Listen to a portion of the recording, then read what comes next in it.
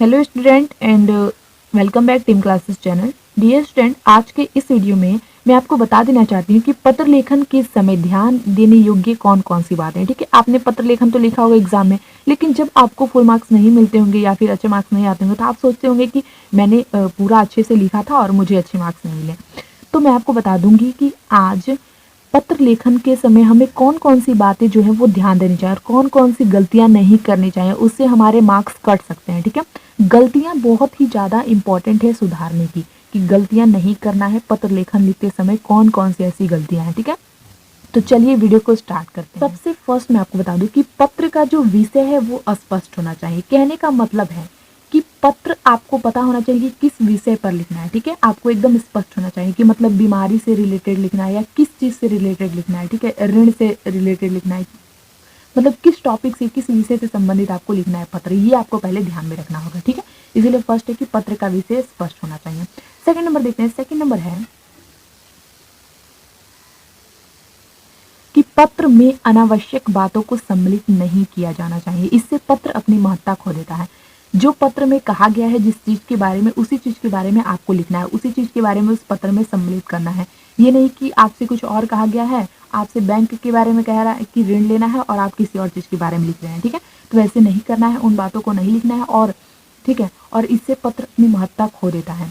इससे क्या होता है कि पत्र अपनी महत्ता खो देता है, यानी इंपॉर्टेंस अपनी खो देता है, अच्छा प्रभाव नहीं पड़ता है एग्जामिनर पर। ठीक है, कहने का मतलब ये है। ठीक है, आपको पत्र में कोई भी ऐसी बात नहीं लिखनी है जो उसके लिए महत्वपूर्ण ना हो। ठीक है, थर्ड नंबर है कि आवश्यक बातों को संक्षेप में अथवा विस्तार से विषय के अनुरूप लिखना चाहिए।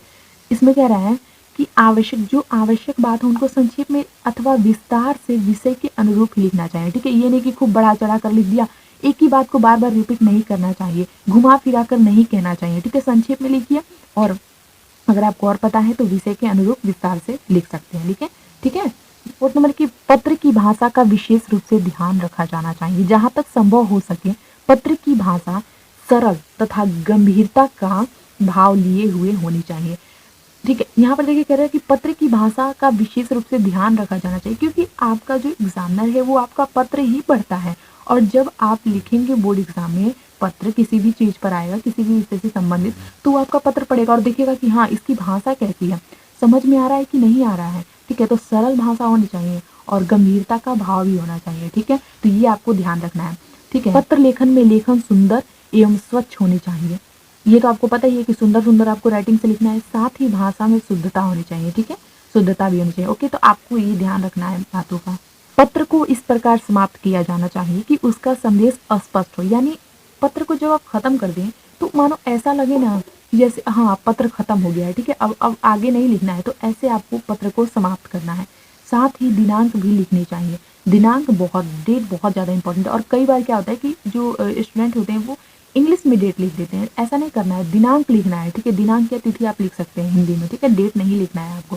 ओके, तो डियर स्टूडेंट ये थी पत्र लेखन के समय कुछ ध्यान योग्य बातें जो आपको अच्छे से ध्यान रखना है। ठीक है, ताकि आपके लिए काफ़ी इंपॉर्टेंट है ये। आप जब एग्जाम देने जाएं तो आपको इन सभी बातों का अच्छे से ध्यान रखने में है। ओके, तो आई होप सो कि आपको अच्छे समझ में आ गया होगा कि पत्र लिखते समय हमें क्या क्या सावधानी बरतनी है और क्या क्या नहीं। ठीक है, तो वीडियो पसंद आए तो वीडियो को लाइक कीजिएगा एंड चैनल को सब्सक्राइब कर दीजिएगा। वीडियो को शेयर कर सकते हैं ताकि बाकी स्टूडेंट को भी पता चल जाए। ओके, कमेंट करके बताइएगा कि वीडियो कैसा लगा आपको। Thank you so much.